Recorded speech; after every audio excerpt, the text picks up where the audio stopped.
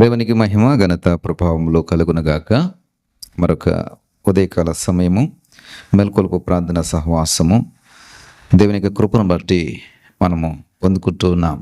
దేవుని యొక్క అనుగ్రహమును బట్టి ఇక సహవాసమును మనము ప్రతి ఉదయమున కలిగి ఉంటూ ఉన్నాం.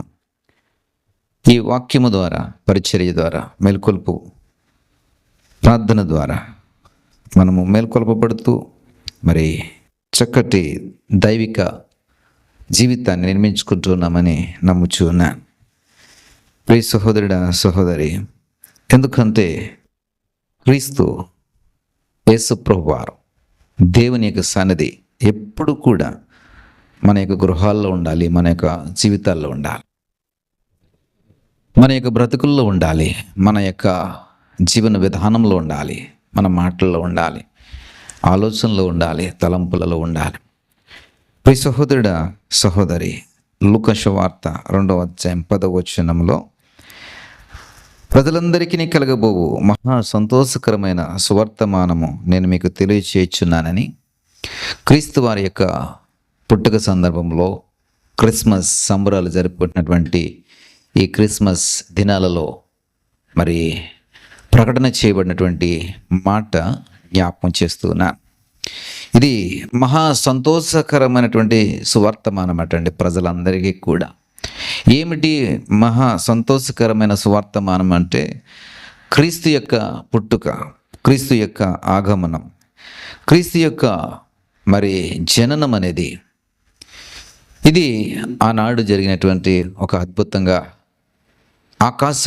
ఆకాశంలో పట్టజాలనటువంటి వాడు ఒక చిన్న మరి గర్భములో ఒక శిశువుగా అవతరించడం, రూపాంతరం చెందడం, అంటే ఆ మహా విశ్వరూపముల నుండి ఒక చిన్న శిశువుగా రూపాంతరం చెందడం అనేది ఒక అద్భుతం, ఒక మహా గొప్ప సంగతి. ఇది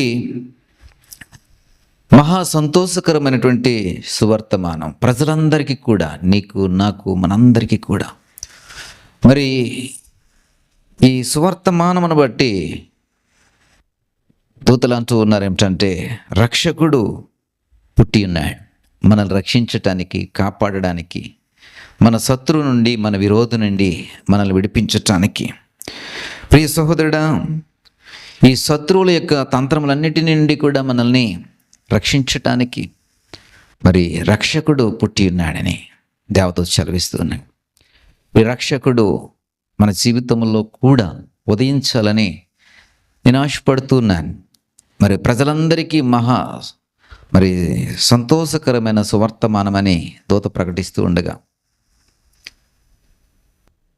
ఈ లోకరక్షకుడి లోకంలోనికి రావడం అనేది జనులందరికీ, ప్రజలందరికీ అది సువర్తమానంగా ఉంటూ ఉండగా, మరి మన జీవితాల్లో ఈ సువర్తమానము లేదా ఈ సంతోషకరమైనటువంటి ఈ సందర్భాన్ని మనం ఎప్పుడు కలిగి ఉంటాం?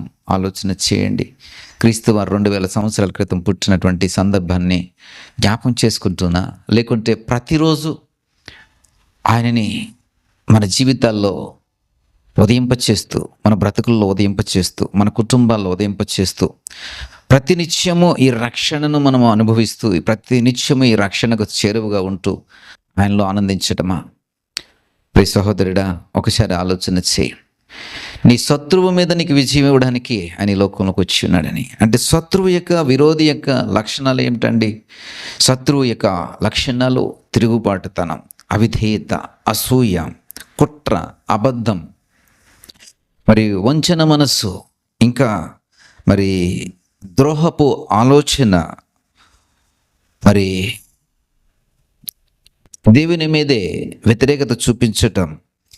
ఈ విధమైనటువంటి ఆలోచనలు శత్రువు యొక్క ఆలోచనలుగా ఉంటాయి, విరోధి యొక్క, అపవాది యొక్క ఆలోచనలుగా ఉంటుంటాయి. ఈ ఆలోచనలు, ఈ ఆలోచన పరంపర కలిగినటువంటి ప్రతి ఒక్కరు కూడా అపవాది యొక్క తంత్రములకు లోబడుతున్నట్టే, అపవాది యొక్క ఆలోచనలకు అవకాశం ఇస్తూ ఉన్నట్టే. వీటన్నిటి మీద మనము జయం పొందుకోవాలంటే, వీటన్నిటి మీద మనము జయము కావాలి అంటే, మరి వీటన్నిటిని జయించినటువంటి క్రీస్తుని మనం కలిగి ఉండాలి. అని లోకంలోకి వచ్చినట్టు శత్రు మీద, విరోధి మీద జయం పొందుకోవడానికి, అలాంటి మరి విజేతను మనం ఎప్పుడూ కూడా మనతోనే ఉంచుకున్నట్లయితే, ప్రియ సహోదరుడా, ఎంత సంతోషం, ఎంత ఆనందం, బ్రతుకంతా కూడా ఆహ్లాదంగా ఉంటుంది కదా. ప్రతి ఉదయమున మరి నీ ఇంటికి ఆయన్ని స్వాగతించు. ఆయన యొక్క జననమును నీ హృదయంలో కలగచేయి, నీ బ్రతుకులో కలగచేయి, నీ జీవితంలో కలగచేయి. మరి ఆయన యొక్క పుట్టుకను నీ కుటుంబంలో కలగచేయి, నీ ఇంటిలో కలగచేయి.